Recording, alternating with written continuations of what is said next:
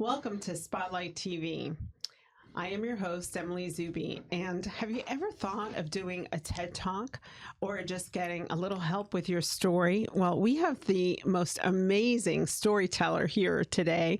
I want to introduce you to our guest, and Alan Samuel Cohen. He is President and Chief Story Catalyst and an amazing speaker. I got to hear him speak not too long ago at Strategic Forum, and I was so impressed.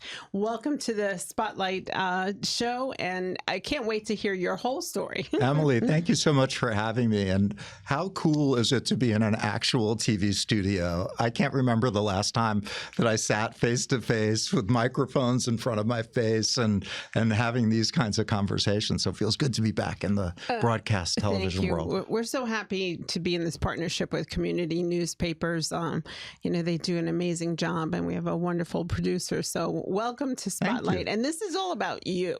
So, there are a lot of really interesting pieces to your story. So, why don't you start us off? And, first off, I love Catalyst.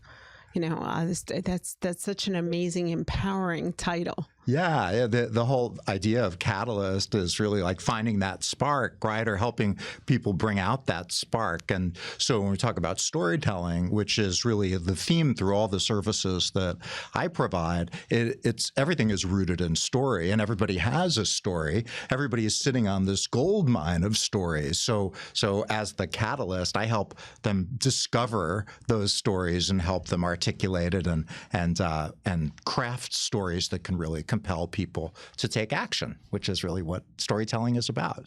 Let's hear about your journey, how you got here. Sure. And I love that you said this is all about you, because it made me think of growing up and having my mother say to me, like, it's not all about you. So how refreshing. We come full circle here. Right. We get to talk all about us. I'm from New York. I'm a native New Yorker. We were just talking about Brickell and how living in Brickell is very familiar to me. It feels like New York City. Came down here with my spouse of 37 years to start a new life down here in South Miami and re-energized my business down here. I out of college worked in publicity, public relations, worked for TV networks and entertainment and media companies. We have some things in common there. Moved into book publicity and did that for about a decade. And we'll talk a little bit about that interesting story that I have working on one of the best known book brands in probably the history of publishing. And then moved into executive coaching and business and public speaking coaching. And so I guess the through line for me is really about story. From the earliest age, I remember both my parents sitting on my bed telling me stories. My father was a writer and a journalist, so always around books and literature. And so early in my career, it was about helping people tell their stories, helping other people. So as a publicist, helping people tell their stories. And then I was an actor and studied acting in college. And again, it's telling stories that are written for you by other people. And then working in children's book publishing and marketing was, again, helping promote other people's stories. And so it was really only in more recent years where I became very comfortable sharing my story, my journey, the humorous elements of my lifetime, the struggles, the ups and downs of entrepreneurship, and then now helping, coming full circle, right? Now helping other speakers and executives who want to become more confident and inspiring speakers. So, but storytelling has always been part of who I am, from storytelling and entrepreneurship. So from hosting puppet shows in my backyard and charging the neighbors to my father was a network publicist for a while and would bring home 8x10 glossy photographs from some of the TV series that he would work on, and my brother and I would sell those photographs to our classmates. So there was always, for me, there was a link between entertainment and commerce. And but again, story for me is so powerful. Having a father who is one of the best storytellers I know, being around family that love to share stories to help make meaning of our lives, to help us understand where we came from as immigrants from Russia to America, understanding our lineage, our bloodline, and helping us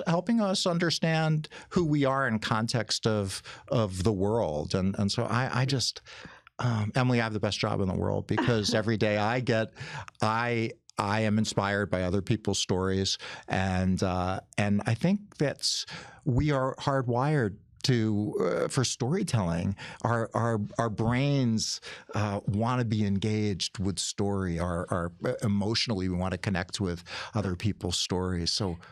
Yeah. How does it change or transfer the skills from publishing? Because you spent many years in publishing, have a claim to fame that I want you to talk about. And then from that medium to actually at the mic or, storytelling. And, that I see that probably, I don't know, maybe different skills. Walk me through that. Yeah. Well, I was a marketer. We have similar backgrounds. So doing publicity marketing for authors, which was largely my role when I worked for Scholastic Publishing, which for a decade.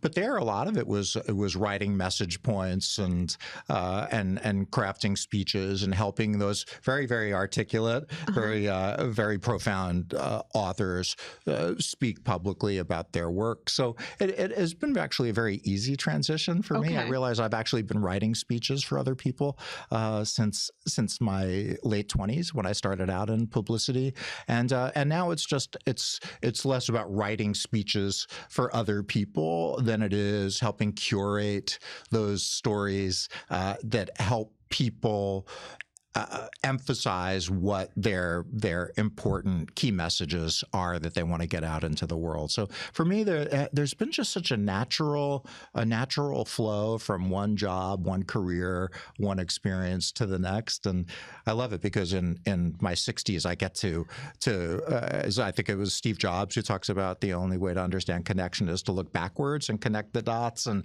so for me, I can see how every choice that I've made, every career move that I've made has led me to this place and time to do exactly what I love to do the most. Absolutely amazing. Now, I got to watch your TED Talk.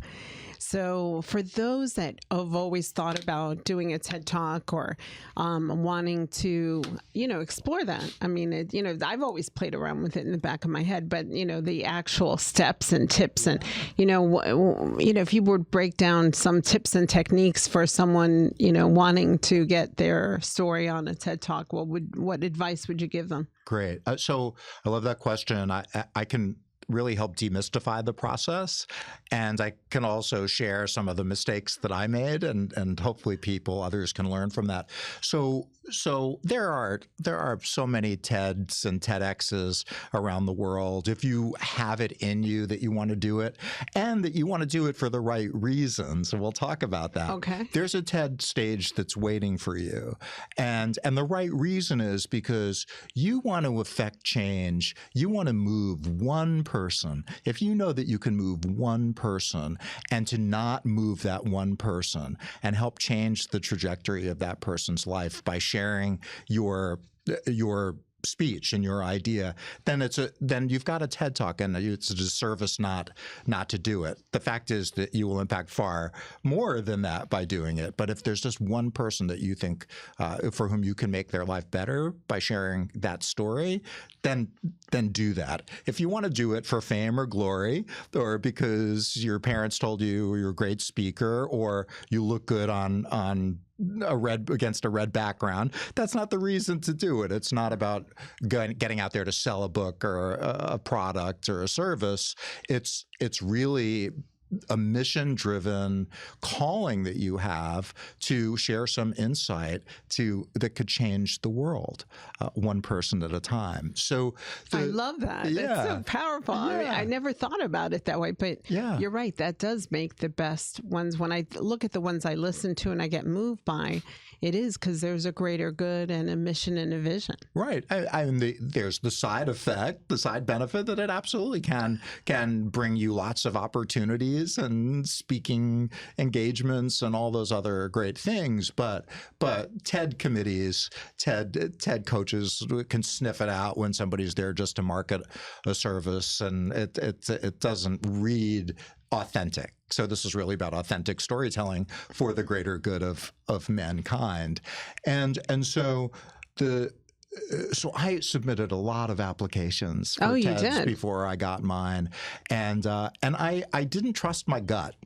And I learned, and so 10's a charm, because on the 10th shot I got one, and it was because I went with what I believed was the thing that made me unique, and it was the message that would appeal to this particular TED conference and the theme of the conference. So all TEDs have a theme, and you want to make sure that your topic can align with the theme of that conference. If you've got a connection to that TED conference because it's TEDx Boca Raton and you are a native from Boca Raton, that increases your odds. So there's often a local connection that they're looking for, but sometimes not. Sometimes you could just have a talk and a big idea that is that good that you'll be attractive. So my talk. So I feel like I just gave like 15 minutes of cliffhanger. So I was the publicity director for the launch of the Harry Potter books in the United States. So we're talking 20 years ago. Harry Potter was a big deal in the UK, but it doesn't require you to sell as many books in the UK to be a bestseller as it does in the United States. And there had never been as big a crossover into the adult world children's book property as Harry Potter. And so I was the first person in the United States, I think it's fair to say, that actually touched the publicity on the book. I toured J.K. Rowling when people didn't even know who she was. And we were told in no uncertain terms by our publisher, who paid a laughable price when we think about it right now, $100,000 at auction to buy the Harry Potter books. Maybe I think the first two, the gazillion dollars that Scholastic made is amazing.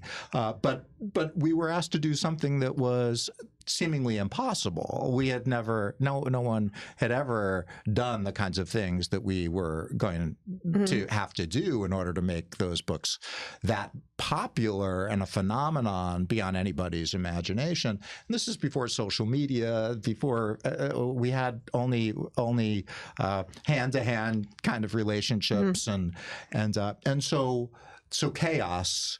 Chaos for me was the word of the day when I was told what I was expected to do, what my team was expected to do. Here, we never had to work that way. There's the kind of team dysfunction, which I think a lot of people can relate to. And so how are we going to navigate through this chaos in order to deliver this phenomenon? And so for me, the message was shared purpose was the thing that would help us move through all of this chaos and dysfunction.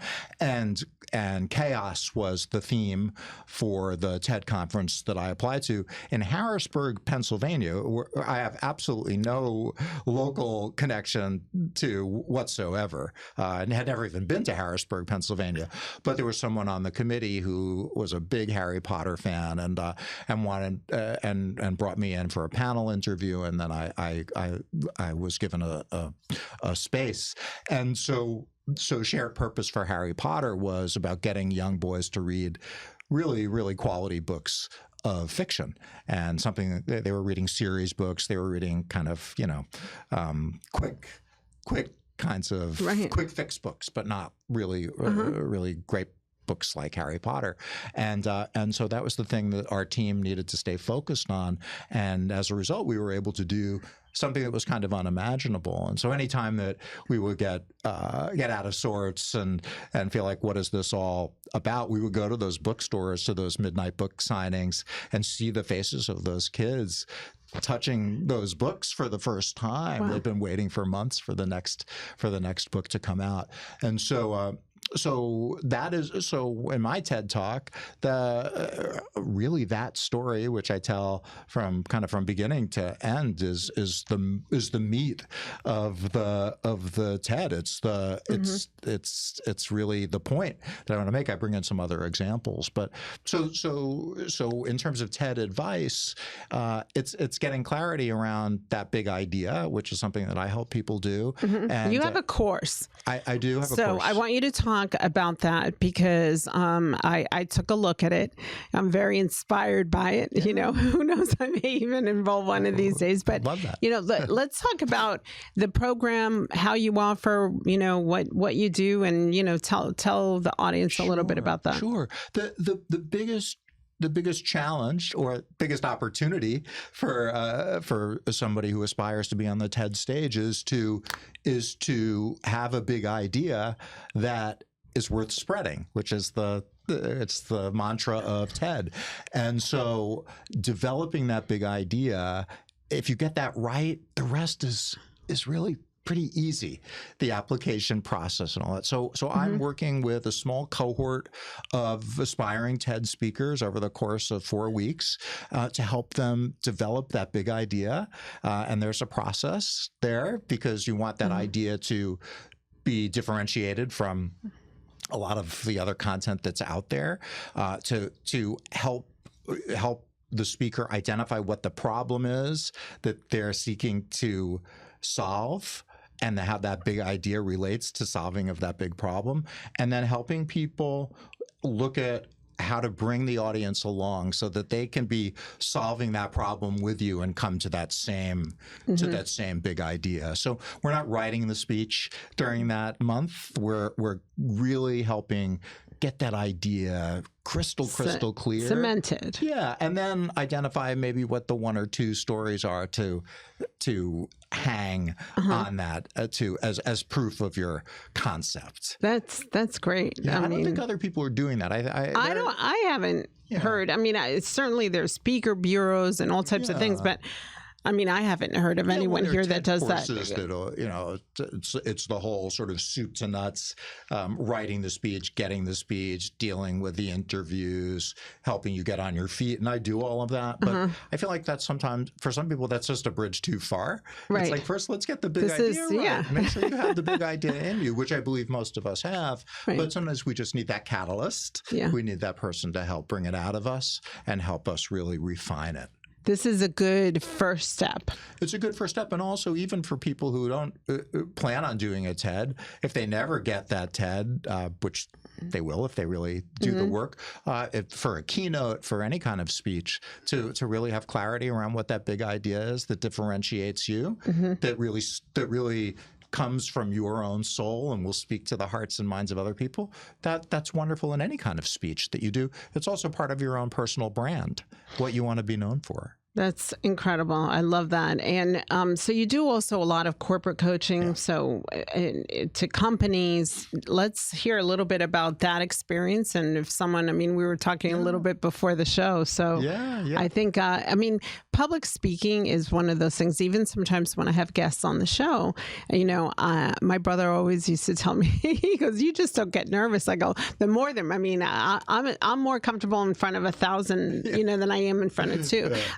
That's just my personality. But there's some people that have a real fear of, you know, when they get in front of a group. So what are some of the programs or courses or corporate coaching that you do that helps individuals work with that on a bigger scale? Great question. So I've been doing executive coaching for 20 years. And one of the number one things that I hear from managers who want coaching for their individual is executive presence. presence, which we really have to break down what do they mean by that. But often it's how confident they are when they speak in the boardroom, or what kind of gravitas that they bring to conversations. And so a lot of times when working on that, it's most of the executive coaching work that I do is communications oriented. It's around having difficult conversations, which was the topic of my first book. It's really about how to create more connection with their teams, how to delegate more, how to be a more assertive boss, or how to be a less assertive boss in some instances. So that's one piece of the business. Then I do executives in transition coaching, career coaching, but for very senior level people. And a lot of that is really about storytelling. It's like, well, what's the narrative that I want to share about why I was at that company for 15 years or 20 years? Why am I leaving now? How do I weave together all of those experiences into a powerful kind of pitch? And also with executives too, it's storytelling for leaders is so important. How do I inspire my team? How do I inspire the board? How do I inspire any of the stakeholders? How do I engage them in a new idea? How do I convince them to try something new, to take on some new challenges? And then one of the things that I've been doing more and more lately is going into organizations and teaching the marketing people and the sales people and the communications officers how to use storytelling to create more opportunity, to create more business, to create more sales, to create more employee engagement, to use storytelling in terms of attracting new employees and retaining the ones that you want. I love that. I mean, Spotlight really is about the story. So I'm in love with hearing the journey and the story behind a business, behind the name of a business, all those things. I mean, so it's fascinating. And I always tell everyone that the authenticity of the story, I mean, social media is all, story right now, storytelling is just paramount in everything that we do. And being authentic in it is what really engages someone. I mean, when I saw you speak,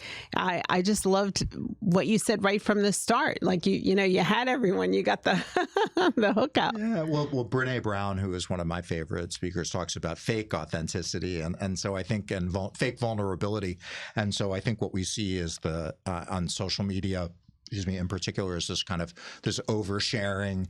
It's like a little too much. So just trying to calibrate what's the right amount of sharing, and sharing your vulnerability for the right reasons. And so, I've learned how to curate what I put out there, but not in a way to disguise the messy stuff. But everything doesn't require a blog post or a video. Right. But I do feel like they're to only show your B-roll, your highlight, only show your highlight reel is kind of a disservice, especially if you see yourself as a leader, because our struggles are things that you want to share with people because it can provide comfort and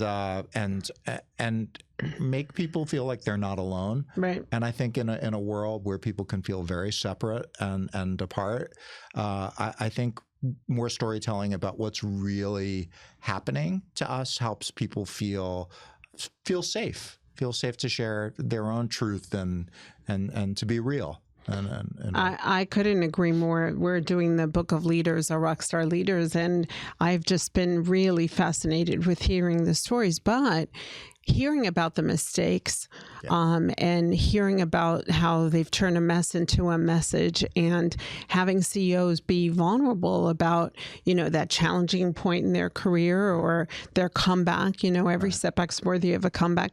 Those are the things where you're sitting there because, success is not a trajectory that it goes for many of us like peaks and valleys. Well, I think in the old days, people expected to hear that sage from the stage, right? That person who had it all figured out, and that glossy veneer, that person who you aspired to be because they they were driving the fancy car, live in the penthouse apartment, and all is right, all is perfect, and perfect hair, the whole thing. And I think that over the past few years, people find that's actually kind of disconnecting, because it's just so hard to see themselves in that person. So there's no entrainment. That person's too far away. So give me that person on stage who I can relate to, because they've walked in my shoes, but maybe I'm mixing metaphors here, but maybe they're a few pages ahead in the book, right? They and they're still dealing with some of the same messy stuff that I'm dealing with, but maybe they just are going to offer a few more insights and to help bring me out of maybe some of my own darkness. But give me, those slick presenters, those people who have done that same speech 5 million times. Like, I'd rather have that person go up there that kind of a little goofy, like a little, loses their place. Like that's real. That's we real. Connect to. Well, I love the sage to the stage. And so what wisdom or what advice would you tell your younger self now? I mean, I imagine that, Alan, that was the entrepreneur in the backyard. When I hear that story, you and I are a lot alike. Yeah. But what wisdom would you impart? What would you say? What advice would you give your younger self?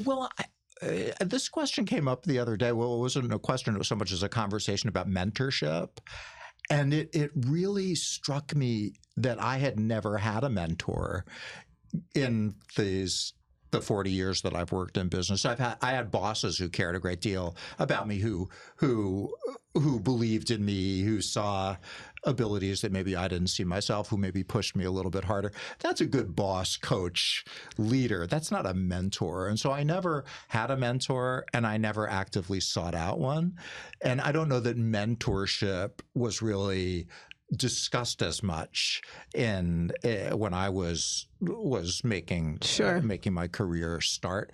But if I did it over again, I would have sought out people who I thought could really help me kind of navigate the tricky, sometimes treacherous world of marketing, public relations, and all of that. But the other thing is just my instincts are really good when I don't get in my own way, and to just continue to really to take other input, but find that place to just start trusting yourself a little bit more.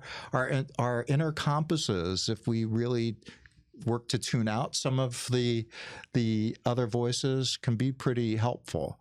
And then surround yourself with really, really talented people who have the spirit of giving, and who just so important. Who generally care about others, and I think that's how you set yourself up for success. Let's talk about your books, right? Yes, I just casually threw that. My first book. Right? I'm always fascinated by books titles and the spark, the idea. Yeah. So my first book was really a slam dunk in a lot of ways, because it was so trade industry focused. It was called, let's see if I can remember it, because it's been a few years, Those Difficult Talks, How to Say What Needs to Be Said to Clients, Colleagues, and Employees.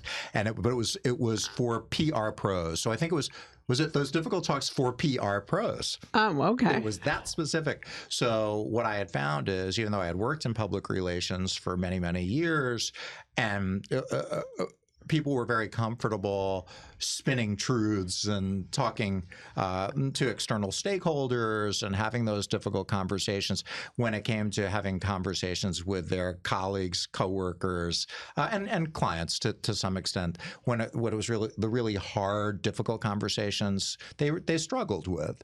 And so even though that book anybody could read it, it could apply to anyone, I made it very focused on publicity people, agency people, and And what that was for me was a great in to working to some of the biggest PR agencies in the world, and doing workshops and trainings, which I always recommend to speakers too, is have something to sell. Well, speaking of something to sell, because we have less than a minute here. Oh my God! No, I know that went by really quickly. Really, your website. You have a lot of different opportunities. Real quickly, let's finish with how to reach you. What where they can go. Thank you. And the second book was The Connection Challenge, which is also available on my site, which is www.alansamuelcohen.